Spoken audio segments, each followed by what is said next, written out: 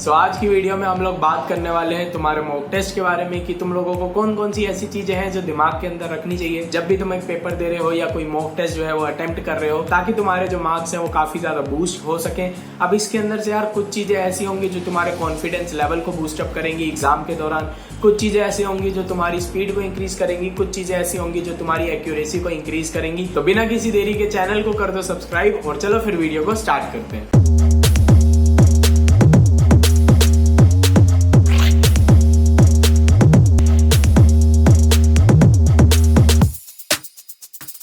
So the first thing is your question selection ability. देखो paper के अंदर और कोई चीज इतनी ज्यादा मैटर नहीं करती जितनी ज्यादा मैटर करती है तुम्हारी क्वेश्चन सिलेक्शन एबिलिटी, क्योंकि तुम लोगों को पता होना चाहिए कि यार पेपर की स्टार्टिंग में ना कॉन्फिडेंस बूस्ट मिलना बहुत ज्यादा इंपॉर्टेंट होता है और काफी ज्यादा हेल्पफुल भी होता है हमारे आने वाले आवर्स के अंदर। तो अगर स्टार्टिंग के 10 से 15 मिनट के अंदर तुम लोगों ने 10 क्वेश्चन कर लिए तो कितनी बढ़िया बात नहीं हो जाएगी। और यार तुम लोग भी जानते हो और मैं भी जानता हूँ कि पेपर के अंदर ऑलमोस्ट नहीं तो 15 से 20 ऐसे क्वेश्चन होते हैं जो सिर्फ देख के ही टिक लगाने वाले होते हैं। अब उस क्वेश्चंस के अंदर हम लोगों की इनऑर्गेनिक केमिस्ट्री आ जाती है, ऑर्गेनिक केमिस्ट्री आ जाती है, फिजिक्स के जो इजी टॉपिक्स होते हैं, थियोरेटिकल टॉपिक्स होते हैं वो आ जाते हैं, हमारे मैथ्स के जो थियोरेटिकल टॉपिक्स होते हैं, मैथमेटिकल रीजनिंग या फिर हमारे जो स्टैटिस्टिक वाला पार्ट हो गया वो सब चीजें आ जाती है, रिलेशन वाले क्वेश्चंस आ जाते हैं। तो यार इन टाइप के क्वेश्चंस को तुम लोगों को पहले टारगेट करना है जिससे तुम लोगों के जो स्टार्टिंग के 10 से 15 मिनट है वो बहुत ज्यादा अच्छे चले जाए, क्योंकि यार स्टार्टिंग में जो कॉन्फिडेंस बूस्ट मिलेगा ना कि 15 मिनट के अंदर मैंने 40 नंबर जो है वो ग्रैब भी कर लिए, उसकी वजह से आने वाला पेपर बहुत ही आराम से हो जाने वाला है। और वहीं पे तुम लोगों ने वो क्वेश्चन उठा लिया जिसके अंदर कैलकुलेशन लंबी चली गई या फिर तुम्हारी कोई कैलकुलेशन मिस्टेक हो गई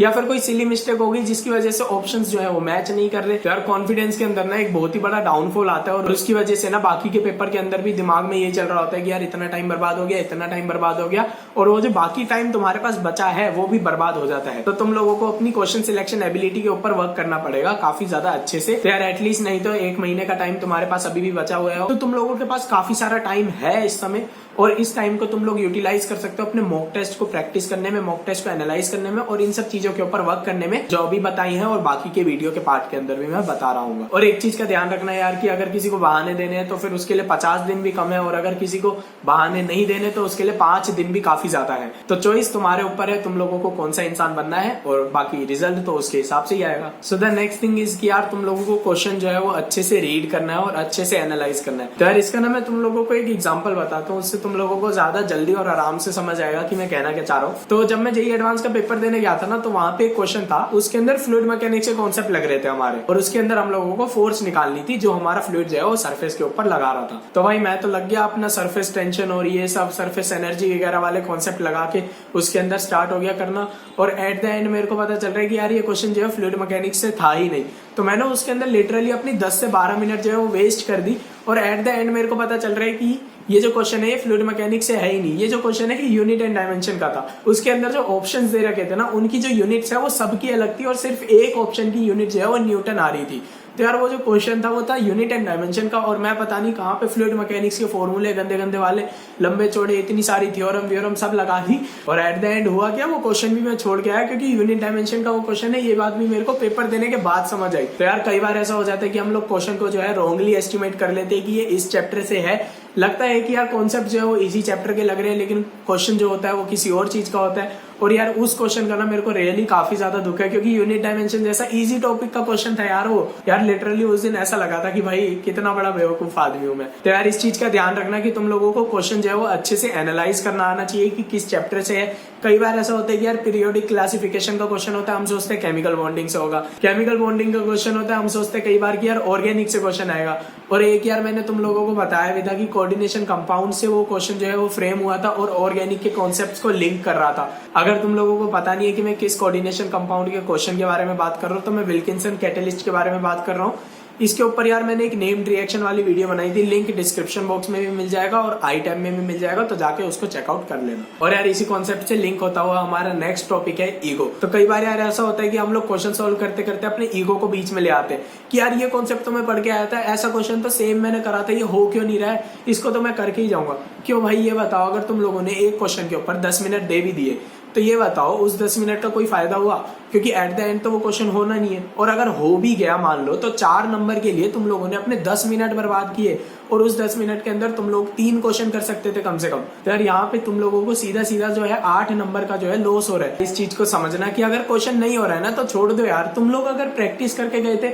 और फिर भी वो तुमसे क्वेश्चन नहीं हो रहा ना, तो कई और बच्चे भी ऐसे होंगे जिनसे वो क्वेश्चन नहीं हो रहा होगा। अब यहीं पे यार कई बार ऐसा भी होता है, हम लोग किसी क्वेश्चन के अंदर काफी सारा टाइम जो है वो पहले से ही डिवोट कर चुके होते हैं और हम लोगों को लग रहा होता है कि यार इसका आंसर बस आने ही वाला है, आने वाला है, आने वाला है, और हम लोग बार बार उसके सॉल्यूशन को जो है रेक्टिफाई कर रहे होते हैं कि यार कहाँ पे सिली मिस्टेक हुई है, कहाँ पे कैलकुलेशन मिस्टेक हुई है, किस वजह से आंसर जो है वो मिसमैच कर रहा है। और यार जब ये सब हो रहा है ना तुम लोगों के साथ, तो मैं बता रहा हूँ लिटरली बहुत ज्यादा मुश्किल होता है अपने आप को ये समझाना कि यार इस क्वेश्चन को छोड़, इससे नहीं मिलेगा इतना कुछ, काफी सारा टाइम इसके ऊपर पहले से बर्बाद हो चुका है और टाइम ये बर्बाद कर देगा, इसको छोड़, दूसरे के ऊपर मूव ऑन कर। और यार लिटरली उस पॉइंट के ऊपर अगर तुम लोगों ने अपने आप को ये समझा लिया तो काफी सारा टाइम जो है वो सेफ हो जाएगा। और यार कई बार ऐसा होता है कि गलती जो है वो हमारे आंखों के सामने होती है लेकिन हम लोगों को पता नहीं चलता कि यार मिस्टेक एक्चुअल में हो कहाँ रही है, और अगर हम बाद में आके उस सॉल्यूशन को देखेंगे तो हमें समझ आ जाएगा। तो प्लीज उस पॉइंट के लिए अपने आप को बहुत ज्यादा फोर्स करना पड़ता है, आई नो, लेकिन यार अपने आप को प्लीज फोर्स करना तुम कि इस क्वेश्चन को छोड़ो, नेक्स्ट के ऊपर मूव ऑन करो। 10 मिनट पहले से ये खा चुका है और 1 मिनट और इसके अंदर देने का कोई मतलब नहीं है, उससे बढ़िया नेक्स्ट क्वेश्चन के ऊपर मूव ऑन करो। अब यार यहीं पे काफी सारे बच्चे क्या करते हैं, मूव ऑन तो करके नेक्स्ट क्वेश्चन के ऊपर,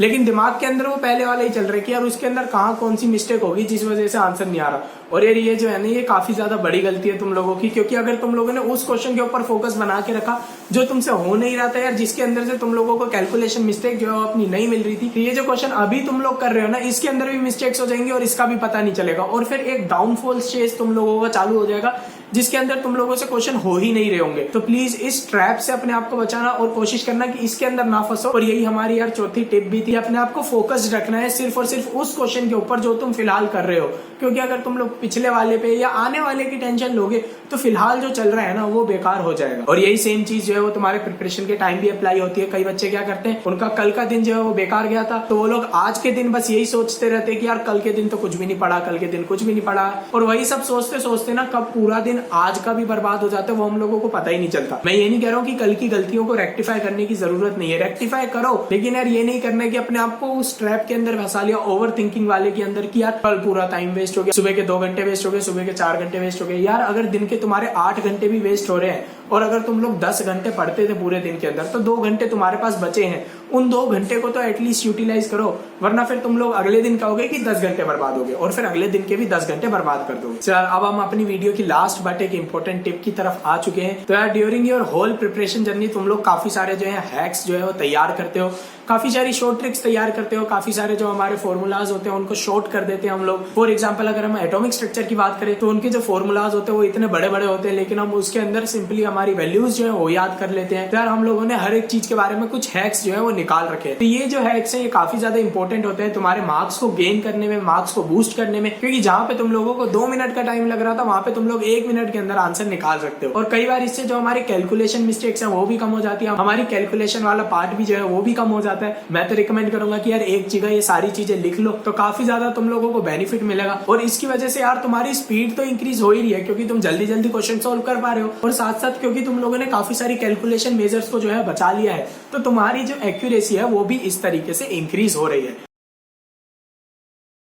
तो यार ऐसी शॉर्ट ट्रिक्स जो है वो काफी ज्यादा हेल्पफुल होती है तुम्हारे मार्क्स को जो है बूस्ट करने में, और ऐसी शॉर्ट ट्रिक्स या फिर हैक्स तुम लोगों को और भी पता हो तो प्लीज कमेंट डाउन कर देना, बाकी लोगों का भी भला हो जाएगा। And that's all for this video guys, hope कि तुम लोगों को वीडियो जो है वो पसंद आई हो, तो वीडियो को एक लाइक कर देना, चैनल के ऊपर अगर नए हो तो चैनल को सब्सक्राइब कर देना, अपने दोस्तों के साथ इस वीडियो को शेयर करना। अगर तुम लोगों को कोई भी क्वेरी आ रही है तो मेरे को मेरे किसी भी सोशल मीडिया हैंडल के ऊपर तुम लोग रीच आउट कर सकते हो या फिर कमेंट डाउन भी कर सकते हो अपनी उसी क्वेरी को। तो इतना ही था इस वाली वीडियो के लिए। इन टिप्स को फॉलो करके तुम्हारे मार्क्स इंक्रीज हुए या नहीं हुए, तुम लोगों को कोई कॉम्प्लेक्सिटी आ रही हो इन टिप्स को फॉलो करने में, तो कमेंट डाउन कर देना, और ये भी बता देना कि वीडियो कैसी लगी। कंस्ट्रक्टिव क्रिटिसिज्म जो भी तुम लोग देना चाहो तो दे देना, एंड हम मिलते हैं आने वाली वीडियो के अंदर। Till then all the very best for your studies guys, stay safe and bye.